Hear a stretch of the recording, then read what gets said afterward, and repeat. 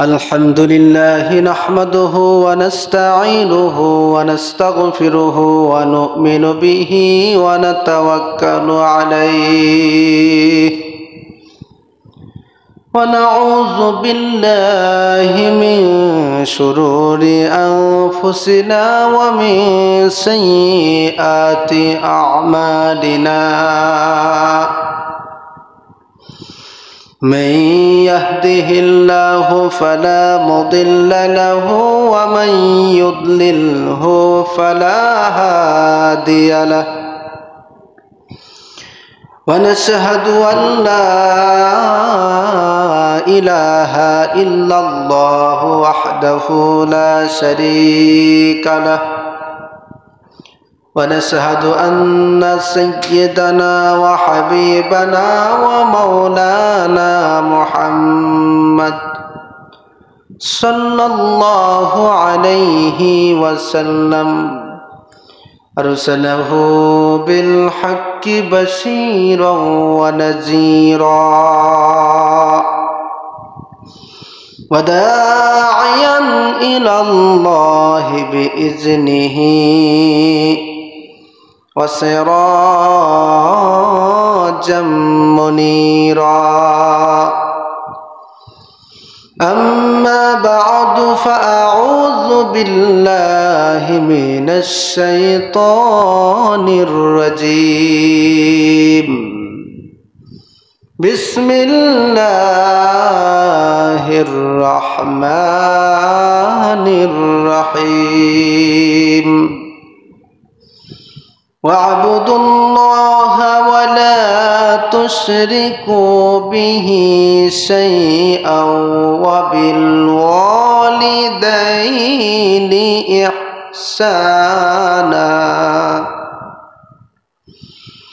إحسانا وبذي القربى واليتامى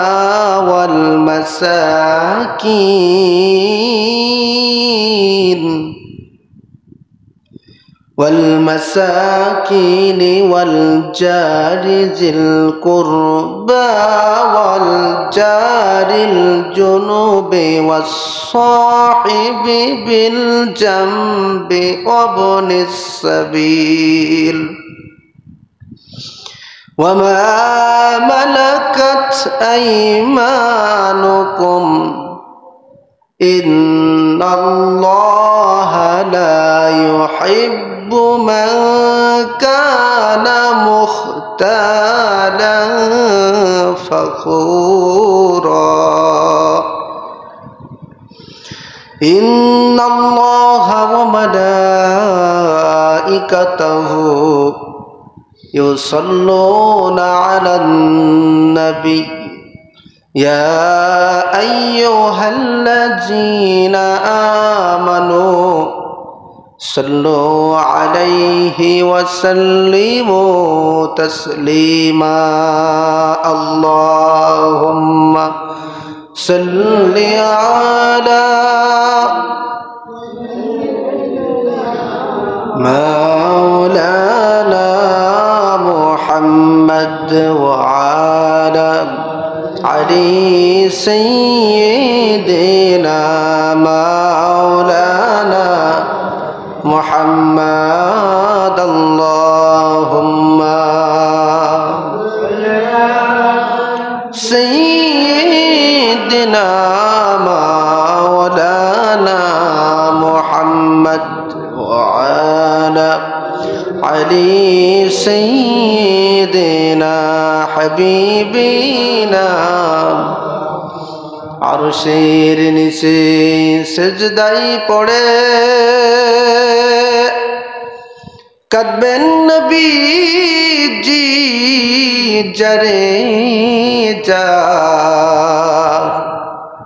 আরশের নিচে সিজদায় পড়ে কাঁদবেন নবীজি যারে যার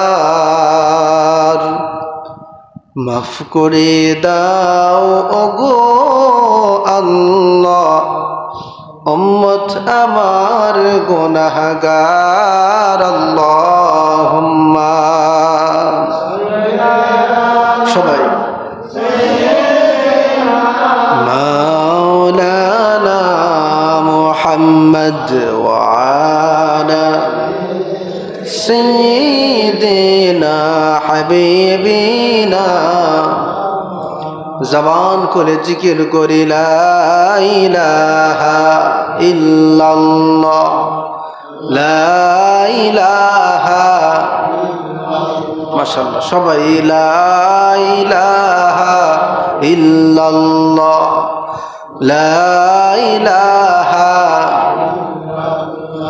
মুহাব্বত লা ইলাহা ইল্লাল্লাহ লা ইলাহা আর জোরে লা ইলাহা ইল্লাল্লাহ লা ইলাহা ইল্লাল্লাহ লা ইলাহা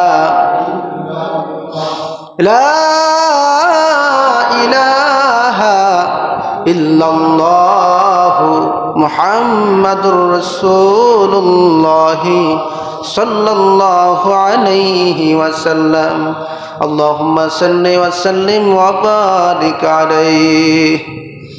মুআজ্জাজ মুহতারাম, অত্র মসজিদের দিনদার ইমানদার সম্মানিত মুসল্লিয়ান ইকরাম, সকলের প্রতি আবারও অন্তরের অন্তরস্থল থেকে সালাম। আসসালামু আলাইকুম ওয়া রাহমাতুল্লাহ। আমরা সর্বপ্রথম সেই আল্লাহ সুবহানাহু ওয়া তাআলার দরবারে লাখো কোটি শুকরিয়া আদায় করি যে মহান রব্বুল আলামিন আমাদেরকে পছন্দ করে পবিত্র জুমার নামাজ আদায়ের জন্য আল্লাহর ঘর মসজিদে সকলের আগে এসে বসার তৌফিক দান করেছেন। দিল খুলে খুশি হয়ে সকলেই বলি আলহামদুলিল্লাহ। আল্লাহ পাক আমাদেরকে সুস্থ রেখেছেন, ভালো রেখেছেন, এজন্য আবারও বলি আলহামদুলিল্লাহ। লক্ষ কোটি দরুদ ও সালাম প্রেরণ করছি আমাদের সেই প্রাণপ্রিয় আখিরি নবী পাকের শানে, যে নবী যে রাসূল সৃষ্টি না হলে আল্লাহ পাক কিছুই সৃষ্টি করতেন না। সেই মহান নবীর প্রতি প্রাণ ভরা দরুদ ও সালাম উচ্চ আওয়াজ দিয়ে সকলেই বলছি সাল্লাল্লাহু আলাইহি ওয়াসাল্লাম। আজ পবিত্র মাহে জামাদিউল আউয়াল মাসের দ্বিতীয় জুমা। আজকে জুমার আলোচ্য বিষয় প্রতিবেশীর হক সম্পর্কে।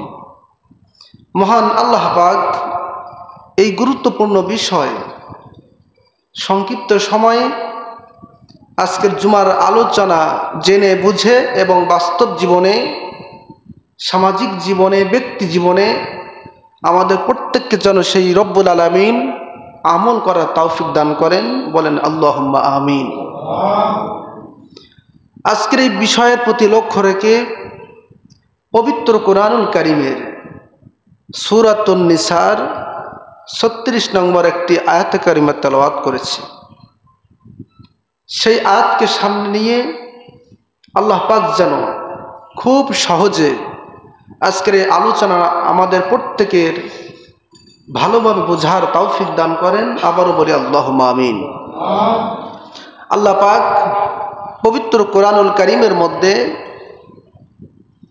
এই প্রতিবেশীর হক সম্পর্কে আল্লাহ পাক এভাবে ইরশাদ করেছেন, সবাই আমার সাথে বলুন, আউযু বিল্লাহি মিনাশ শাইতানির রাজীম, বিসমিল্লাহির রহমানির রহিম। وَاعْبُدُوا اللَّهَ وَلَا تُشْرِكُوا بِهِ شَيْئًا وَبِالْوَالِدَيْنِ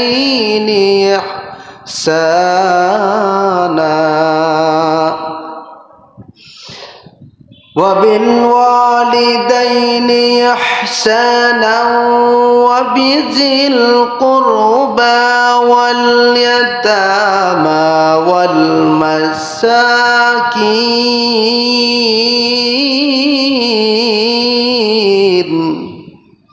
মহান আল্লাহ পবিত্র কুরআনুল কারীমের সূরাতুন নিসা এই আয়াতে কারিমার মধ্যে আল্লাহ পাক বলেন, ওয়াবুদুল্লাহ, আমি আল্লাহ পাকের ইবাদত করো। কার ইবাদত? জোরে বলেন, কার ইবাদত? ওয়ালা তুশরিকু বিহি শাইআ, আমি একমাত্র আল্লাহ পাকের ইবাদত বندگی করবে, আমি আল্লাহ পাকের সাথে অন্য কারোর শরীক করবে না, শিরক করবে না। ওয়াবিল ওয়ালিদাইনি ইহসানা, এবং পিতামাতার সাথে সদ্ব্যবহার করবে, ভালো আচরণ করবে। ওয়াবিজিল কুরবা, তোমার আত্মীয় স্বজনদের সাথে ভালো ব্যবহার করবে। ওয়াল ইয়াতামা, এতিমদের সাথে ভালো ব্যবহার করবে। ওয়াল মাসাকিন, মিসকিনদের সাথে ভালো ব্যবহার করবে। ওয়াল জারি জিল কুরবা, নিকটতম প্রতিবেশীদের সাথে ভালো ব্যবহার করবে। ওয়াল জারিল জুনুবি, এবং দূরতম প্রতিবেশীদের সাথে ভালো ব্যবহার করবে।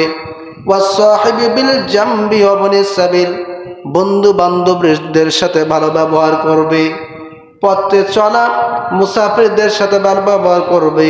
ওয়ামা মালাকাত আইমানুকুম, এবং তোমাদের অধীনস্থ দাস দাসীদের সাথে ভালো ব্যবহার করবে। সুবহানাল্লাহ। এরপর আল্লাহ পাক বলেন, ইন্নাল্লাহা লা ইউহিব্বু মান কানা মুখতালান ফখুরা, বান্দা শোনো, নিশ্চয়ই অবশ্যই যারা অহংকারী করে, নিজেকে বড় মনে করে অন্যকে ছোট মনে করে, এ সমস্ত অহংকারী গর্বিত লোকদেরকে আল্লাহ পাক পছন্দ করেন না। সুবহানাল্লাহ বলেন। এই আয়াত কারিমার মধ্যে আল্লাহ পাক 8 শ্রেণী মানুষের সাথে ভালো ব্যবহার করতে বলেছেন। কয় শ্রেণী? জোরে বলেন, কয় শ্রেণী? 8 শ্রেণী। এই 8 শ্রেণীর ভিতরে আজকে আলোচনার বিষয় হচ্ছে মাত্র 1 শ্রেণী, সেটা হচ্ছে প্রতিবেশীর হক। বলেন সুবহানাল্লাহ। এই আয়াতের মধ্যে আল্লাহ পাক প্রতিবেশীকে 2 ভাগে ভাগ করেছেন। কয় ভাগে? 2 ভাগে। একটি হচ্ছে ওয়াল জারিজিল কুরবা, আরেকটি হচ্ছে ওয়াল জারিল জুনুব, অর্থাৎ নিকটতম প্রতিবেশী আর দূরতম প্রতিবেশী। এই 2 প্রকার, উভয় প্রকার প্রতিবেশীদের সাথে তোমরা ভালো আচরণ করবে। নির্দেশ কার? আল্লাহ পাক। এখন নিকটতম প্রতিবেশী কি আর দূরতম প্রতিবেশী কি, এটা আজকে বোঝার বিষয়, ঠিক কি না? কারণ আমরা তো সবাই জানি প্রতিবেশী মানেই আমার পাশের ভাই, আমার কাছের ভাই। কিন্তু কোরআনের মধ্যে বলা হচ্ছে যে 2 ধরনের প্রতিবেশী, একটি হচ্ছে নিকটতম, আরেকটি হচ্ছে দূরতম। এই নিকটতম আর দূরতম প্রতিবেশী কারা, এ ব্যাপারে যে আয়াত কারিমার ব্যাখ্যা করেছেন রাইসুল মুফাসসিরিন হযরত আব্দুল্লাহ ইবনে আব্বাস রাদিয়াল্লাহু তাআলা আনহু বলেন সুবহানাল্লাহ।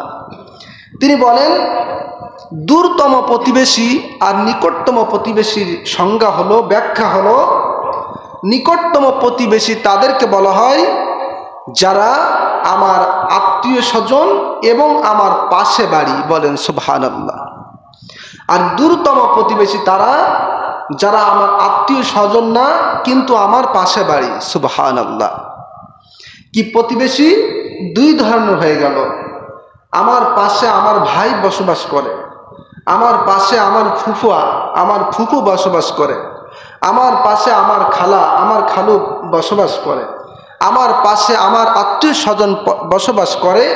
এই দিক থেকে তারা হচ্ছে আমার নিকটতম প্রতিবেশী। একটা হচ্ছে আত্মীয়তার ক্ষেত্রে, আরেকটা হচ্ছে আমার বাড়ির পাশে বাড়ি, এই জন্যে। বলেন সুবহানাল্লাহ। আর দূরতম প্রতিবেশী কেমন? দূরতম প্রতিবেশী হচ্ছে আমার বাড়ির পাশে একজন মুসলমান ভাই, কিন্তু রক্তের সম্পর্ক না। এমন ভাই আছে না? সবাই কি এলাকা জুড়ে সবাই আত্মীয় স্বজন নাকি? না, বরং মুসলমান হিসেবে আমার আপনজন। তো তারা আমার রক্তের সম্পর্ক নয়, আমার আত্মীয়ের ভিতরে নয়, কিন্তু আমার পাশে বসবাস করে। এদেরকে বলা হয় দূরতম প্রতিবেশী। বলেন সুবহানাল্লাহ। এই আত্মীয় প্রতিবেশী এবং আত্মীয় না প্রতিবেশী, এই নিকটতম প্রতিবেশী আর দূরতম প্রতিবেশী, উভয় প্রতিবেশীকে আল্লাহ পাক ভালো ব্যবহার করতে বলেছেন। সুবহানাল্লাহ। আবার এই আয়াতে কারিমার মধ্যে ব্যাখ্যা করতে যে কোন মুফাসসিরগণ বর্ণনা করেছেন, তোমার বাড়ির পাশে যেগুলো মুসলমান ভাই আবার প্রতিবেশী, তারা হচ্ছে তোমার নিকটতম প্রতিবেশী। আর যারা মুসলমান নয়, অমুসলিম, ভিন্ন ধর্মের মানুষ, অথচ তোমার বাড়ির পাশে বসবাস করে, হিন্দু, বৌদ্ধ, খ্রিস্টান, এরাও হচ্ছে তোমার দূরতম প্রতিবেশী। অর্থাৎ আল্লাহ পাক বোঝাতে চাইলেন, তোমার বাড়ির আঙ্গিনায় আশেপাশে যদি কোনো মুসলমান হোক, অমুসলমান হোক, হিন্দু, বৌদ্ধ, খ্রিস্টান হোক, যেমনই হোক না কেন, সে হচ্ছে তোমার প্রতিবেশী। আর প্রতিবেশীর হক তোমার আদায় করতে হবে। অর্থাৎ তুমি তোমার নিকটতম প্রতিবেশী আর দূরতম প্রতিবেশীদের সাথে ভালো ব্যবহার করবে। সুবহানাল্লাহ। কার নির্দেশ? আল্লাহ তাআলার নির্দেশ। তাহলে আপনার আমার বাড়ির পাশে যতগুলো মানুষ থাকবে, সে হিন্দু হোক আর মুসলিম হোক, আমার ইসলাম বলে সে হচ্ছে আমার প্রতিবেশী, আর কোরআন বলে তার সাথে ভালো ব্যবহার করতে হবে। ঠিক কিনা বলেন? এখন এই প্রতিবেশীর আয়তন কত, প্রতিবেশীর দূরত্ব কত, এ ব্যাপারে সুস্পষ্ট বর্ণনা এসেছে। ইমাম জুহরি রহমাতুল্লাহ হতে বর্ণিত, তিনি বলেন, রাসূলুল কারীম সাল্লাল্লাহু আলাইহি সাল্লামের কাছে একজন ব্যক্তি এসে আরজ করলেন, ইয়া রাসূলুল্লাহ, ইয়া হাবিবাল্লাহ, প্রতিবেশীর আয়তন কত, প্রতিবেশীর দূরত্ব কত? নবীজি সাল্লাল্লাহু আলাইহি সাল্লাম বললেন, সাহাবীরা শোনো, প্রতিবেশীর দূরত্ব হলো তোমার বাড়ির আশপাশে 40 ঘর। সুবহানাল্লাহ। আমার বাড়ির চতুর্পাশে 40 ঘর করে, আপনার সামনে পিছনে ডাইনে বামে প্রত্যেক দিকে 40 ঘর করে বসবাস করা মানুষ প্রত্যেকে হচ্ছে আমার প্রতিবেশী। বলেন সুবহানাল্লাহ। আর এই প্রত্যেকের সাথে ভালো ব্যবহার করার কথা বলেছেন কে? আল্লাহ পাক। তাহলে এতক্ষণ পবিত্র আয়াতে কারিমা থেকে আমরা এতটুকুই বুঝতে পারলাম যে আল্লাহ পাক আমাদেরকে বুঝিয়েছেন, বান্দারে, তোমার আশেপাশে যত মানুষ থাকবে তারা হচ্ছে তোমার প্রতিবেশী, সুতরাং ওই সমস্ত মানুষের সাথে তুমি ভালো ব্যবহার করবে। সুবহানাল্লাহ। ভালো ব্যবহার করতে বলেছেন কে? আল্লাহ পাক। কারণ কি? কারণ তো কিছু থাকবে না, বলেন। কারণ হলো প্রতিবেশীর হকের সাথে ঈমানের সম্পর্ক। বলেন সুবহানাল্লাহ। প্রতিবেশীর হকের সাথে ইসলামের সম্পর্ক, প্রতিবেশীর হকের সাথে আল্লাহর জান্নাতের সম্পর্ক, আবার প্রতিবেশীর হকের সাথে আল্লাহর জাহান্নামের সম্পর্ক। জোরে কর নাউজুবিল্লাহ। কিভাবে জান্নাতের সম্পর্ক আর জাহান্নামের সম্পর্ক, কিভাবে ঈমানের সম্পর্ক, এ ব্যাপারে রাসূল কারীম সাল্লাল্লাহু আলাইহি সাল্লাম বলেছেন, মান আকালা তাইয়িবান ওয়া আমিলা ফি সুন্নাতিন ওয়া মিনান নাসি বাওয়াইকাহু দাখালাল জান্নাত। চিল্লায়ে বলেন সুবহানাল্লাহ। দয়ার নবীজি, মায়ার নবীজি, রাহমাতাল লিল আলামিন নবীজি বলেন, যেই ব্যক্তি হালাল খাদ্য গ্রহণ করে আর সুন্নাত অনুযায়ী জীবন যাপন করে, আর যার অত্যাচার হতে, যার হাত থেকে, যার জবান থেকে অন্যান্য মানুষেরা, প্রতিবেশীরা নিরাপদে থাকে, আমি নবীজি বলে দিলাম দাখালাল জান্নাহ। এই 3টি আমল করার কারণে আল্লাহ পাক তাকে জান্নাতে প্রবেশ করাবেন। সুবহানাল্লাহ। আমল কয়টি? 3টি এই হাদিসের মধ্যে। প্রথম নম্বর হচ্ছে হালাল খাদ্য গ্রহণ করা, তারপরে সুন্নাত অনুযায়ী আমল করা, তারপরে মানুষের সাথে ভালো ব্যবহার তথা প্রতিবেশী মুসলমান ইমানদারদের সাথে, এমনকি প্রতিবেশী যদি হিন্দুও হয়, অমুসলিম হয়, বৌদ্ধও হয়, খ্রিস্টান হয়, তাদের সাথে ভালো ব্যবহার করলে আল্লাহ পাক জান্নাতের ঘোষণা দিয়েছেন। বলেন সুবহানাল্লাহ। তাহলে প্রতিবেশীর হকের সাথে আল্লাহর জান্নাতের সম্পর্ক আছে না নাই? আবার এর বিপরীতে আপনি আর আমি যদি প্রতিবেশীর সাথে খারাপ আচরণ করি, খারাপ ব্যবহার করি, তাহলে জান্নাতে যাওয়া ক্যান্সেল হয়ে যাবে, জান্নাতে যাওয়া বন্ধ হয়ে যাবে, আল্লাহর জাহান্নাম তার জন্য ওয়াজিব হয়ে যাবে। নাউজুবিল্লাহ। নবীজি সাল্লাল্লাহু আলাইহি সাল্লাম বলেছেন, লা ইয়াদখুলুল জান্নাতা মান লা ইয়ামানু জারুহু বাওয়াইকাহু, যার অত্যাচার হতে, যার জবান হতে, যার হাত হতে তার প্রতিবেশীরা নিরাপদে থাকতে পারে না, ওই ব্যক্তি কখনো আল্লাহর জান্নাতে প্রবেশ করবে না।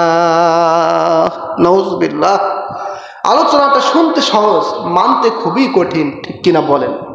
কারণ সমাজে বসবাস করতে যেয়ে প্রতিবেশীর সাথে ঝামেলা হয় নাই, প্রতিবেশীর সাথে গন্ডগোল হয় নাই, প্রতিবেশীর সাথে কথাবার্তায় তার মনে কষ্ট দেওয়া হয় নাই, এমন মানুষ খুঁজে পাওয়া খুবই কম, ঠিক কিনা বলেন? এই হাদিসের মধ্যে নবীজি বলেছেন, মাল্লা ইয়ামানু জারুহু বাওয়াইকাহু, যার হাত থেকে, যার অত্যাচার হতে তার প্রতিবেশীরা নিরাপদে থাকতে পারে না, ওই ব্যক্তি আল্লাহর জান্নাতে প্রবেশ করতে পারে না। জোরে কর নাউজুবিল্লাহ। এখন দেখেন, একটু মিলিয়ে নেন, আপনার আমার বাড়ির পাশে যে সমস্ত মানুষ বসবাস করে, সেই সমস্ত মানুষের সাথে আপনার আমার সম্পর্ক কেমন? ভাই ভাইয়ের সাথে সম্পর্ক কেমন? ভাই বোনের সাথে সম্পর্ক কেমন? মুসলমান মুসলমানের সাথে সম্পর্ক কেমন? ইমানদার ইমানদারের সাথে সম্পর্ক কেমন? মুসলমান অমুসলিমের সাথে সম্পর্ক কেমন? এই গোটা বিষয়গুলো একটু হিসাব করে দেখেন যে আপনি আর আমি জান্নাতে যাওয়ার উপযুক্ত কিনা, ঠিক কিনা বলেন? শুধু নামাজ কালাম আর ইবাদত বন্দেগী দিয়েই আল্লাহ জান্নাতের ফয়সালা হবে না, বরং ইসলাম একটি ব্যাপক বিষয়, অনেকগুলা সাবজেক্ট, সবগুলো একটু একটু করে হলেও আমল করলে তাতেই আল্লাহর নাজাত পাওয়া যাবে, ঠিক কিনা বলেন? প্রিয় সদীপ, এজন্য আমরা যত বড় ইমানদার, যত বড় মুসলমান আর কামেল মোমেন হই না কেন, আমাদের প্রত্যেককে প্রতিবেশীর সাথে ভালো ব্যবহারের দরকার আছে না নাই? অবশ্যই রয়েছে। তা না হলে আল্লাহর জান্নাতের গেট, দরজা বন্ধ থাকবে, ঠিক কিনা বলেন? প্রিয় বাবাজিরা আমার, রাসূল কারীম সাল্লাল্লাহু আলাইহি সাল্লামের কাছে হযরত জিবরিল আমিন প্রতিবেশী সম্পর্কে এত বেশি লাগাতার উপদেশ দিতে লাগলেন। নবীজি বলেছেন, মা জালা জিবরাইল ইউসিনি বিল জার হাত্তা জানাতু আন্নাহু সাওয়ারিসাহু। জোরে কোন সুবহানাল্লাহ। নবীজি সাল্লাল্লাহু আলাইহি সাল্লাম বলেছেন, হযরত জিবরিল আমিন আমি নবীজিকে প্রতিবেশী সম্পর্কে এত বেশি উপদেশ দিতে লাগলেন, এত বেশি ওহী নাজিল করতে লাগলেন, এত বেশি বলতে লাগলেন, আমি নবীজি মনে মনে ভাবলাম যে আমার প্রতিবেশীকে আল্লাহ পাক মনে হয় আমার ওয়ারিস বানিয়ে দিবেন। সুবহানাল্লাহ। মানে প্রতিবেশীর ব্যাপারে নবীজির প্রতি এত বেশি বলা হয়েছে, নবীজি বলছেন, হাত্তা জানান্তু আন্নাহু সাওয়ারিসুহু, আমি নবীজি মনে মনে ভাবতে লাগলাম যে আমার যারা প্রতিবেশী আল্লাহ পাক মনে হয় তাদেরকে আমি নবীজির ওয়ারিস বানিয়ে দিবেন, এই জন্যে এত বেশি উপদেশ দিচ্ছেন, এই জন্যে আল্লাহ পাক এত বেশি হযরত জিবরিল আমিনের মাধ্যমে ওহী নাজিল করতেছেন। বলেন সুবহানাল্লাহ। সম্মানিত হাজিরিন, এজন্য নবীজি সাল্লাল্লাহু আলাইহি ওয়াসাল্লাম বলেছেন, ওয়াল্লাহি লা ইউমিন, ওয়াল্লাহি লা ইউমিন, ওয়াল্লাহি লা ইউমিন। নবীজি বলেছেন, আল্লাহর কসম ওই ব্যক্তি ঈমানদার নয়, আল্লাহর কসম ওই ব্যক্তি ঈমানদার নয়, আল্লাহর কসম ওই ব্যক্তি ঈমানদার নয়। তিনবার বললেন। কয়বার? জোরে বলেন, কয়বার? সাহাবায়ে কেরাম বললেন, কিলা মান ইয়া রাসূলুল্লাহ সাল্লাল্লাহু আলাইহি ওয়াসাল্লাম, হে আল্লাহর নবী কোন ব্যক্তি ঈমানদার নয়? নবীজি বললেন, ক্বালাল্লাযী লা ইয়ামানু জারুহু বাওয়াইকাহু, যার হাত থেকে, যার জবান থেকে, যার ব্যবহার থেকে অন্য মুসলমানগণ, অন্য প্রতিবেশীগণ, অন্য ভাইরা নিরাপদে থাকতে পারে না, আমি নবীজি বলে দিলাম ওই ব্যক্তি ঈমানদার হতে পারে না। নাউজুবিল্লাহ। তাহলে আপনি আমি নামাজের পরিপূর্ণ, রোজাও অনেক বেশি, আমলেরও ঘাটতি নাই, নামাজের পরে দীর্ঘক্ষণ তাসবিহ তাহলিল আর কোরআন তেলাওয়াতে ব্যস্ত। নবীজি বলেছেন, তোমার প্রতিবেশীর সাথে যদি খারাপ ব্যবহার হয়, প্রতিবেশী যদি তোমার সাথে অসন্তুষ্ট থাকে, আমি নবীজি বলে দিলাম, আল্লাহি লা ইউমিন, তুমি এখনো ঈমানদার হতে পারো নাই। জোরে কর নাউজুবিল্লাহ। তাহলে শুধু নামাজ পড়লে কি ইমানদার হওয়া যায়? শুধু হজ যাকাত আর রোজার মাধ্যমে কি ইমানদার হওয়া যায়? না।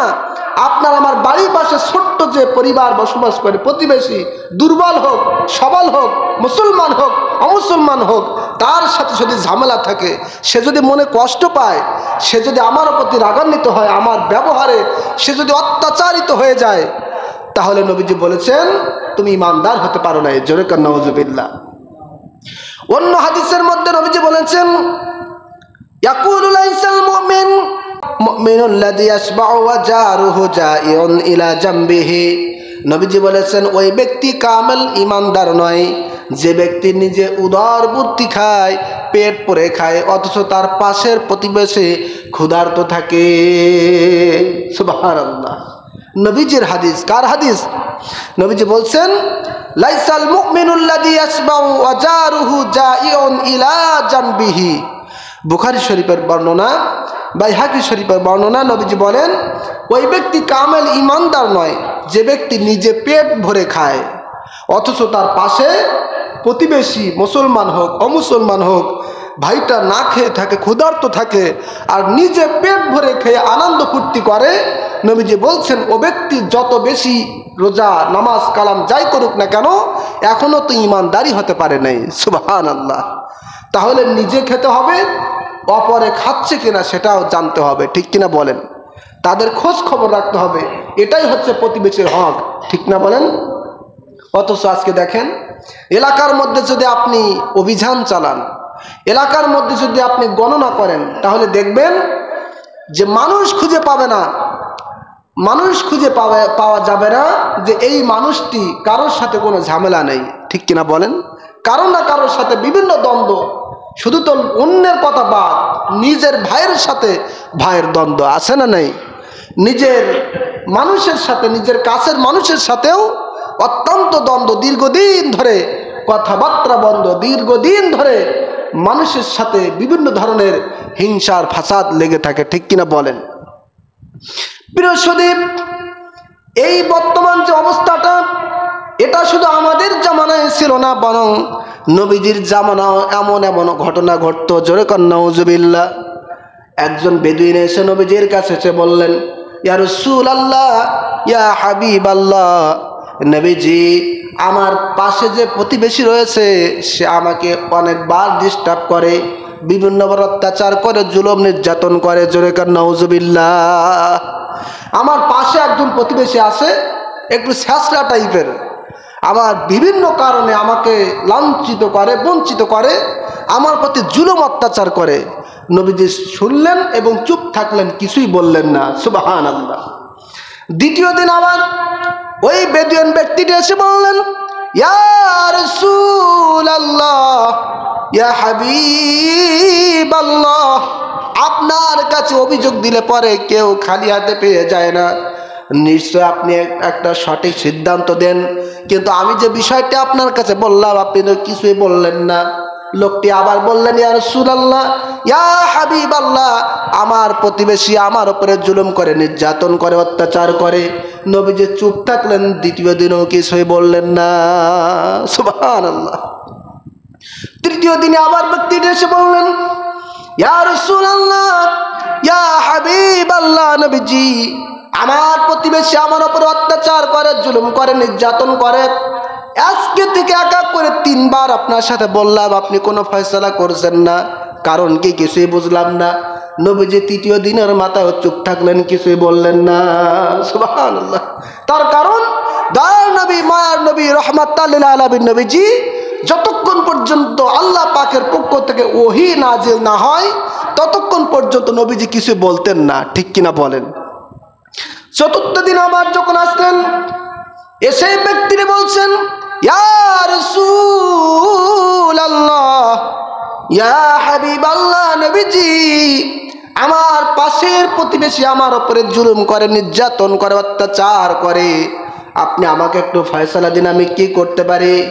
নবীজি এবার চতুর্থ দিন বললেন রে বেদুইন, শোনো, তুমি তোমার বিছানা, তোমার সব কিছু নিয়ে তুমি রাস্তায় নেমে পড়ো, রাস্তার উপরে সব কিছু তুমি রেখে দাও। সুবহানাল্লাহ। এটা আবার কেমন ফয়সালা? নবীজি তো যে জুলুম করতেছে, অত্যাচার করতেছে হিসাবে তাকে ডাকবে, ডেকে বলবে যে তুমি তার প্রতি কেন অত্যাচার করতেছো, ঠিক এরকম হবার কথা ছিল না? সেটা না করে নবীজি বলছেন যে তুমি তোমার বিছানাপত্র, তোমার জিনিসপত্র, আসবাবপত্র নিয়ে রাস্তার উপরে রাখো, সেখানে অবস্থান করো, তারপরে পরের ফয়সালা আমি নবীজি ঘোষণা দিব। সুবহানাল্লাহ। ব্যক্তিটি নবীজির কথা শুনে তার নিজের বিছানাপত্র, তার আসবাবপত্র নিয়ে রাস্তার উপরে যখন রেখে দিলেন, রাস্তা দিয়ে কারা চলে? জোরে বলেন। রাস্তা দিয়ে পথিক চলে, মানুষ চলাচল করে। যারা যাওয়া আসা করতেছে তারা বলতেছে, ভাই তোমার কি হলো? তোমার বাড়ি ঘর কি নষ্ট হয়ে গেছে নাকি? তুমি কি বিপদে পড়লে নাকি? ব্যক্তিটি বলছে, না না না, আমি বিপদে পড়ি নাই, আমার ওই প্রতিবেশী আমার উপরে জুলুম করে, অত্যাচার করে, নবীজির কাছে বিচার দিয়েছিলাম। নবীজি বিচার ওইভাবে না করে আমাকে বলেছে তুমি তোমার বিছানাপত্র, আসবাবপত্র নিয়ে রাস্তায় নেমে পড়ো। সুবহানাল্লাহ। ভাই নবীজির কথা কি, তার কথার মধ্যে কি রহস্য আমি তো জানি না, আমার বুঝে তো কুলায় না। তো নবীজি যেহেতু নির্দেশ করেছেন, তার নির্দেশ পালন করার জন্য আমি রাস্তায় বসেছি, এর মধ্যে কি রহস্য রয়েছে আমি নিজেও জানি না। সুবহানাল্লাহ। একের পর এক মানুষ যাচ্ছেন আর শুনতেছেন, আর ব্যক্তিটি বলতেছেন ওই প্রতিবেশীর কারণে আজকে আমি রাস্তায় নেমেছি, রাস্তায় বসেছি। আর মানুষেরা শুনতেছেন আর বলতেছেন যে এই প্রতিবেশী তোমার উপরে অত্যাচার করে, জুলুম করে, আল্লাহ পাক তার উপরে অভিশাপ নাজিল করুন। নাউজুবিল্লাহ। এটা ভালো দোয়া না বদদোয়া? জোরে বলেন। এভাবে করে এক এক করে বহুত মানুষ যখন এই বদদোয়া করতে শুরু করলো, তখন যেই ব্যক্তি তার উপরে অত্যাচার করেছিল, যেই প্রতিবেশী যার উপরে জুলুম করেছিল, যেহেতু একই এলাকার মানুষ, সে এবার কানে এই সংবাদটা চলে গেল যে রাস্তার মানুষ তো আমার জন্য বদদোয়া করতেছে। আর বদদোয়া যদি মানুষ করে, কোনো রাস্তার প্রতীক যদি কোনো মুসাফির যদি বদদোয়া করে, সেই দোয়া আল্লাহ পাক মুহূর্তের মধ্যে কবুল করে নেন। সুবহানাল্লাহ। সুতরাং রাস্তার মানুষ আমার জন্য বদদোয়া করতেছে, এই দোয়া যদি আল্লাহ পাক কবুল করে তাহলে তো আমি ধ্বংস হয়ে যাব। আমি কি করলাম, সঙ্গে সঙ্গে ওই রাস্তায় নেমে থাকা সেই মানুষটির কাছে হাত পায়ে ধরে বলছে, ভাই আমি অন্যায় করেছি, অত্যাচার করেছি, জুলুম করেছি, না বুঝে অনেক অপবাদ তোমাকে দিয়েছি, তোমার প্রতি হিংসা করেছি, রাগ করেছি, দয়া করে আমাকে ক্ষমা করে দাও। আর রাস্তায় বসো না, চলো আমরা একসাথে বাড়িতে যে একসাথে আমরা প্রতিবেশী হয়ে সুন্দরভাবে জীবন যাপন করি। সুবহানাল্লাহ। কি বুঝলাম? এটাই শিক্ষা দেয় হাদিস। নবীজি জানতেন যেই জিনিসটা সহজে কাজ করা যায় সেই জিনিসটা কঠোরতার প্রয়োজন নাই, ঠিক কিনা বলেন? যে জিনিসটা সহজে হাসিল করা যায় সেই জিনিসটা কঠিনভাবে হাসিল করার প্রয়োজন আছে? প্রয়োজন নাই। যদি ওই ব্যক্তিটির উপরে নবীজি যদি কোনো বিচার ফয়সালা কার্যকর ধারণ করতেন, তাহলে হয়তো বা মানুষটি অন্যরকম ভুল বোঝাবুঝি করতো, আরও হয়তো বা রেগে যেত। এজন্য নবীজি ওই ফয়সালা গ্রহণ না করে ওই ব্যক্তির উপরে ছেড়ে দিলেন, যাতে নিজেই তার ভুল বুঝতে পারে এবং একসাথে ভাই ভাই আবার বাড়িতে এসে সুন্দরভাবে বসবাস করতে পারে। সুবহানাল্লাহ। এজন্য নিজেকে আগে নরম হতে হবে, নিজেকে ভালো হতে হবে।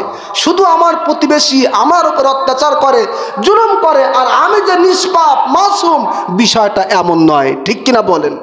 আমার ভিতরেও দোষগুণ আছে, এই জন্য তো আমার প্রতিবেশী আমাকে দেখতে পায় না, ঠিক কিনা বলেন?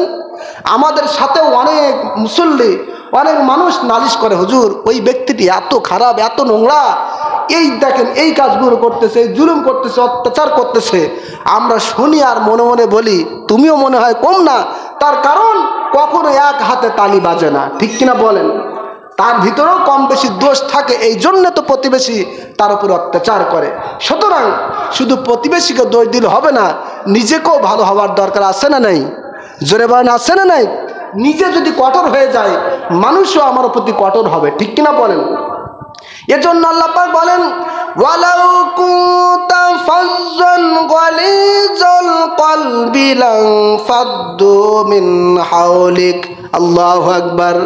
আল্লাহ পাক বলেন, হে রাসূল, হে নবী, আপনি যদি কঠোর হতেন, আপনার হৃদয়টা যদি কঠোর হতো, তাহলে মানুষ আপনার থেকে দূরে সরে যেত। সুবহানাল্লাহ। নবীজি আপনি হচ্ছে নরম মানুষ, আপনি হচ্ছে নরম দিলের মানুষ, আপনার ভিতরে সব গুণাগুণ রয়েছে, এজন্য মানুষ দলে দলে আপনার হাতে হাত দিয়ে কালিমা পড়ে মুসলমান হয়েছে, ইসলামের সুশীতল ছায়ায় তার অবস্থান নিয়েছে। সুবহানাল্লাহ। আর আপনি যদি কঠোর হতেন, কঠিন হতেন, শক্ত হতেন, তাহলে মানুষ আপনার থেকে দূরে চলে যেত, ঠিক কিনা বলেন? এর জন্য প্রতিবেশীর হক আমাদের বজায় রাখার দরকার আছে না নাই? জোরে বলেন, আছে না নাই? খাসাইতুল কুবরার মধ্যে একটি হাদিস এসেছে, প্রতিবেশীর কয়েকটি হকের কথা বলা হয়েছে। তার মধ্যে একটি হলো, প্রতিবেশী যদি অসুস্থ হয় তাহলে তার খোঁজ খবর নেওয়া। তার কি করা? কথা বলেন, খোঁজ খবর নেওয়া। প্রতিবেশী যদি মারা যায় তাহলে তার জানাজায় শরিক হওয়া। প্রতিবেশীর যদি আপনার আর্থিকভাবে অভাবগ্রস্ত হয় তাকে সাহায্য করা, বা সে যদি ঋণ চায় তাহলে তাকে ঋণ দেওয়া, ঠিক কিনা বলেন? এই ঋণ দেওয়া মানুষ কিন্তু এখন বর্তমান খুঁজে পাওয়া যায় না, ঠিক না বলেন? অথচ ঋণ যদি আপনি আমি চেতে যাই, বলবে ভাই আমার কাছে টাকা নাই, অপরদিকে ব্যাংকে লাখো লাখো টাকা পড়ে থাকে, ঠিক কিনা বলেন? সুদে খাটাবে কিন্তু প্রতিবেশীকে ঋণ দিতে চায় না, ঠিক না বলেন? এরপরে আরো কয়েকটি আপনার প্রতিবেশীর হক রয়েছে, যে কটা নবীজি সাল্লাল্লাহু আলাইহি ওয়াসাল্লাম স্পষ্ট করে বলে দিয়েছেন যে প্রতিবেশী যদি বস্ত্রহীন থাকে, যদি কাপড় না থাকে, পরনের লুঙ্গি যদি না থাকে, তাহলে তাকে তুমি বস্ত্র দিবে। এটা হচ্ছে প্রতিবেশী হিসাবে তোমার হক, তোমার দায়িত্ব। বলেন সুবহানাল্লাহ। সম্মানিত হাজিরিন, এর জন্য আজকের এই খুতবার আলোচনা থেকে আমরা এটা বাস্তব জীবনের শিক্ষা গ্রহণ করি যে আপনার আমার পাশে যে মুসলমান ভাই রয়েছে, প্রতিবেশী রয়েছে, হিন্দু হোক আর মুসলমান হোক, অমুসলিম হোক, যেমন মানের হোক না কেন, যদি আপনার আমার প্রতিবেশী হয় তাহলে তার সাথে কখনো খারাপ ব্যবহার করা যাবে না। যাবে? দুর্ব্যবহার করা যাবে? অত্যাচার করা যাবে? জুলুম নির্যাতন করা যাবে? যাবে না। এটা কোনো ইমানদার করতে পারে না। এজন্য আজকের খুতবা থেকে আমরা এটাই শিক্ষা গ্রহণ করি, আল্লাহ পাক যেন আমাদের প্রত্যেকের একবার জীবনের শেষ পর্যন্ত কোনো একজন প্রতিবেশীর সাথে খারাপ আচরণ যেন না করান, সেই পথে যেন আমরা না যাই। আল্লাহ পাক যেন আমাদের প্রত্যেককে প্রতিবেশীদের সাথে তথা মুসলমান ইমানদারদের সাথে ভালো ব্যবহার করার তৌফিক দান করেন। বলেন আল্লাহুম্মা আমিন। আমিন। আখিরু দাওয়ানা আনিল হামদুলিল্লাহি রাব্বিল আলামিন।